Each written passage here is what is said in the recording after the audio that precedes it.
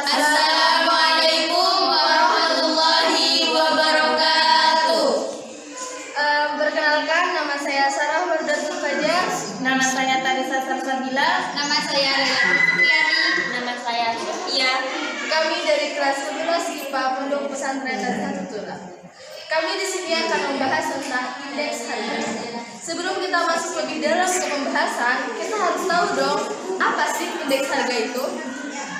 Pengertian dari indeks harga itu sendiri adalah indeks harga adalah perbandingan antara harga rata-rata pada tahun yang dihitung dan harga rata-rata pada tahun dasar. Nah, tahun dasar itu adalah tahun yang dijadikan untuk patokan.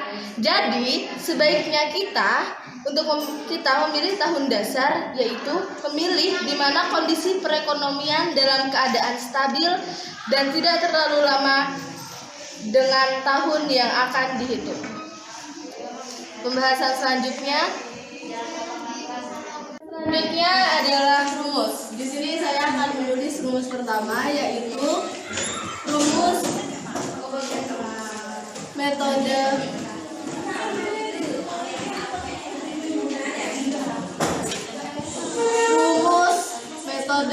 Rayleigh-Perez.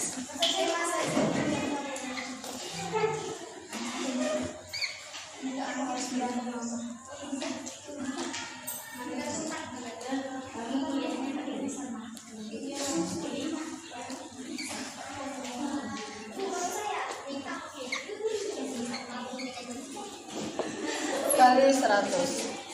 Yang kedua itu ada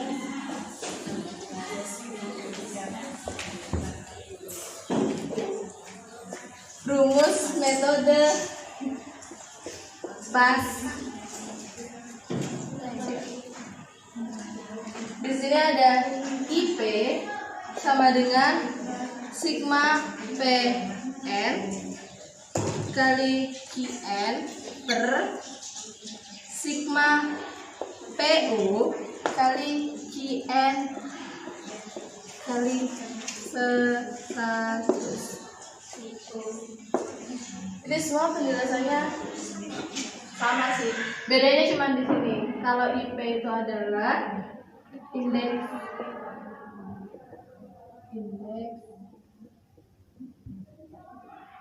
ya.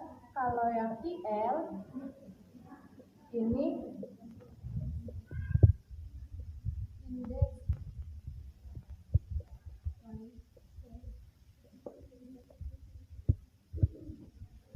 PN-nya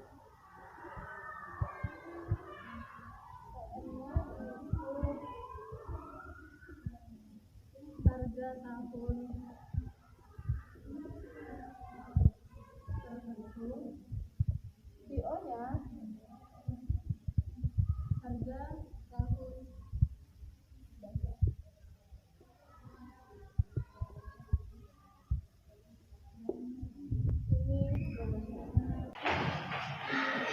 Baiklah, kita masuk ke contoh soal. Di mana kita disuruh menentukan IL, IP pada tahun 2007 dengan tahun dasar 2005. Yang pertama kita mencari IL. Sebelum itu, karena rumus IL itu sigma PN dikali QO per sigma PO dikali QO dikalikan 100, jadi kita tentukan dulu PN dikali QO-nya.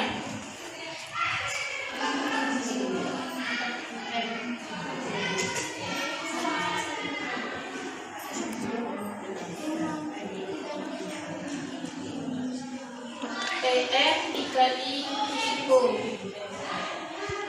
dan PO dikali QO, di mana PN 3.500 dikalikan 30 menjadi 105 dan 5.000 dikalikan 25 menjadi 125 dan 900 dikalikan 17 menjadi 15.300. dikalikan 15 menjadi 75.000. Dan yang terakhir 2.000 dikalikan 10 menjadi 20.000. Dan kita tentukan juga PO dikali QO. Yang pertama PO 3.000 dikalikan 30 menjadi 90.000. Dan yang kedua 4.000 dikalikan 25 menjadi 100.000. Yang ketiga 800 dikalikan 17 menjadi 13.600. Yang keempat 4.500 dikalikan 15 67.500. Dan yang terakhir 1.750 dikalikan 10 menjadi 17.500. Dan karena di rumus itu sigma, jadi kita jumlah dari PN dikali QO. Jumlahnya menjadi 340.300. Sedangkan sigma PO dikali QO 288.600. Masuklah ke dalam rumus. IM sama dengan sigma PN dikali QO per sigma PO dikali QO dikalikan 100. Kita masukkan sigma PN dikali QO 340.300 dibagi sigma PO dikali QO 288.600 dikalikan 100. 340.300 dibagi 288.600 adalah 1,71 dikalikan 100.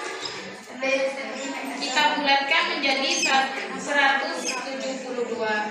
Jadi kita menemukan IL-nya 172. Baik, yang selanjutnya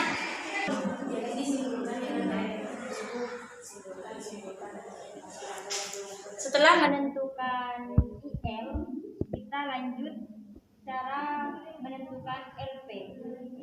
Gimana rumusnya?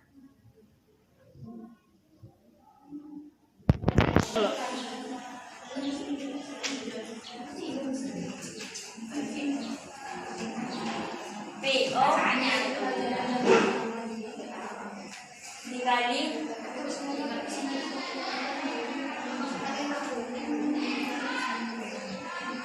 PN dikali CN. Yang pertama beras.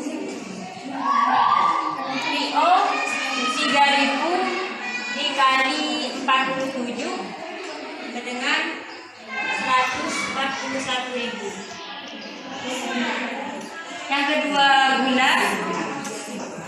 PO 4.000 dikali 28.000 dengan 112.000.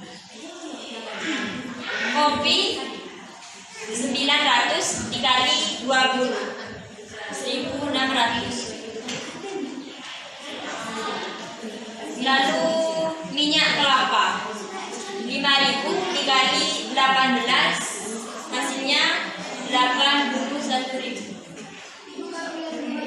Yang terakhir kelapa harga 2007 sama dengan 2.000 dikali 14 jumlahnya 20.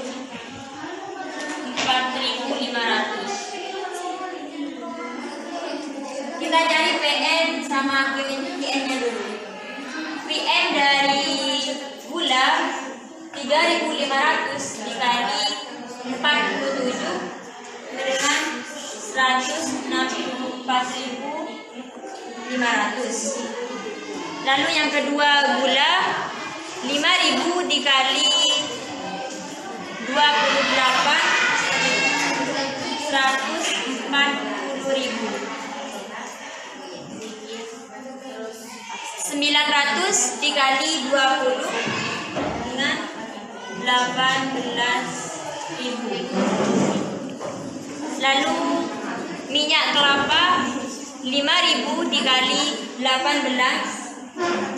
sama dengan 90.000. Kelapa 2.000 dikali 14 sama dengan 200.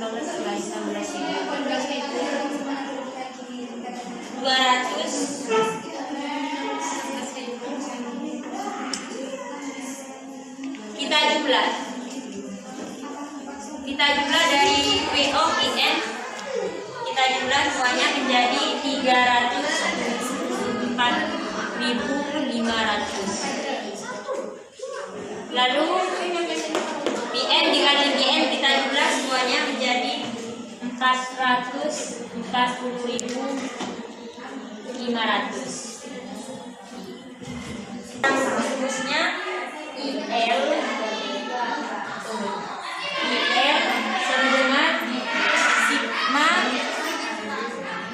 PN TO per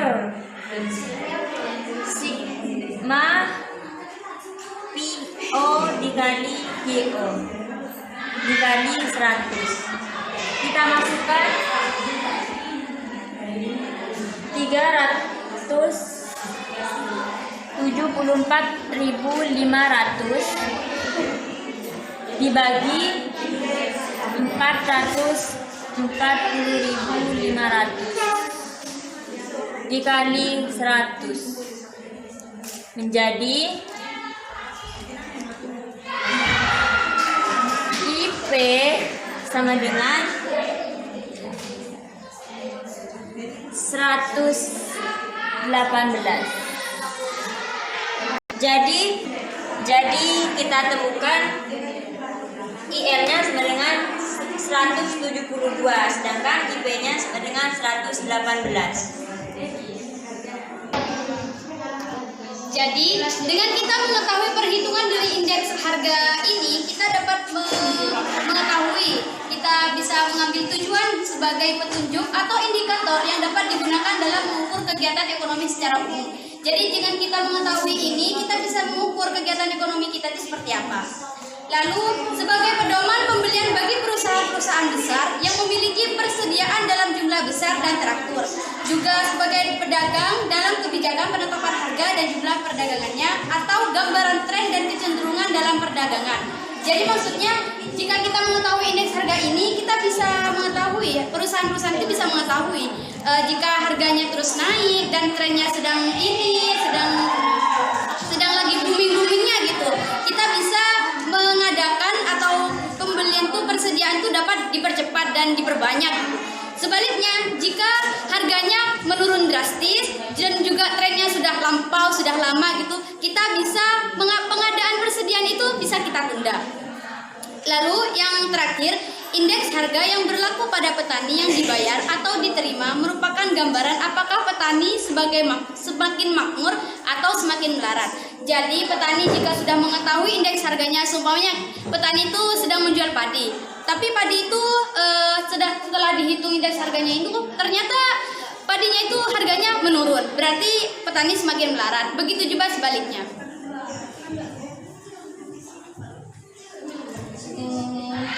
Cukup sekian dari kami, semoga bermanfaat. Mohon maaf apabila ada kata-kata. Assalamualaikum warahmatullahi wabarakatuh.